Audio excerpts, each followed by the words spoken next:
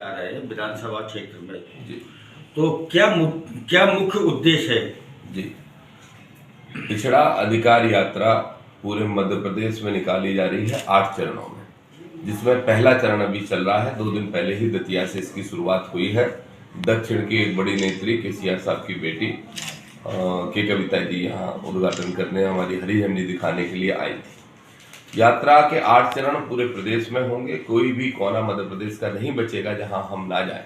ये यात्रा सिर्फ एक साधारण यात्रा नहीं है, इसका निश्चित रूप से राजनीतिक उद्देश्य है।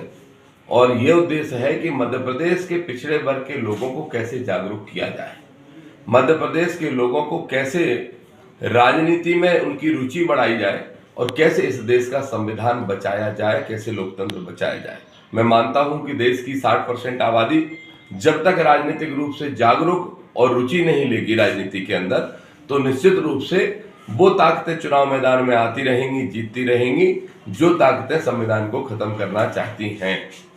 5 मांगे मुख्य रूप से हमने रखी हैं। सबसे पहली मांग यह है कि बिहार की तरह मध्य प्रदेश में भी जातिगत जनगणना कराई जाए, सरकार इसको तत्काल शुरू करे। दूसरी हमारी मांग है मध्य प्रदेश सरकार से कि जब तक जातिगत जनगणना नहीं हो जाती, उसके आंकड़े नहीं आ जाते, तब तक लगभग 27% आरक्षण हर राज्य के अंदर मध्य प्रदेश ओबीसी को मिलता है, जो मध्य प्रदेश में सिर्फ 14% है, वो भी कागजों में। तो जब जातिगत जनगणना के आंकड़े आएंगे उसके बाद तो संख्या के अनुपात में हम आरक्षण मांगेंगे, लेकिन अभी 27% आरक्षण तुरंत लागू होना चाहिए। तीसरी हमारी और बहुत ही अहम मांग है कि हमारे एससी भाई और एसटी भाइयों के लिए लोकसभा विधानसभा में सीटें आरक्षित हैं। इस बात की हमें खुशी है, प्रसन्नता है। उनके उस रिजर्वेशन को रखते हुए उसे जरा भी नहीं छूना है।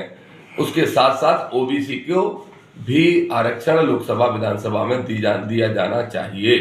चौथी हमारी मांग है कि अगर मोदी जी के मित्रों का हजारों लाखों करोड़ कर्जा हर साल माफ हो सकता है, तो किसानों का कर्जा माफ क्यों नहीं किया जा सकता। हर साल में मैंने एक आंकड़ा निकाला है, उनके व्यापारी उद्योगपति मित्रों का जितना कर्जा माफ होता है उसमें देश भर के किसानों का क्रेडिट कार्ड का कर्जा माफ हो सकता है, जो किया जाना चाहिए।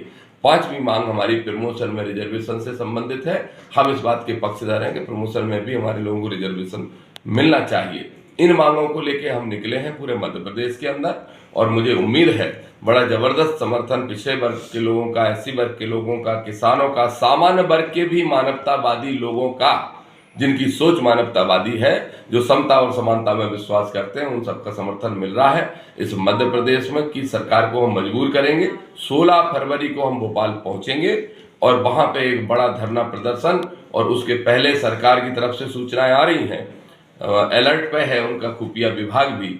अगर वो हमारी मांगे आधी भी पूरी कर देते हो, आधी के लिए कुछ समय मांगते तो हम देने को तैयार हैं, लेकिन अगर उन्होंने हमारी आधी मांगे भी पूरी नहीं की, तो चाहे ओबीसी के चेहरे बिठा दिए गए मोहन यादव जी हों और चाहे फिर दिल्ली में बैठे नरेंद्र मोदी जी हों, हम आर पार की लड़ाई लड़ेंगे। मुख्यमंत्री निवास का घेराव करेंगे, उसके बाद जंतर मंतर की तरफ कूच करेंगे।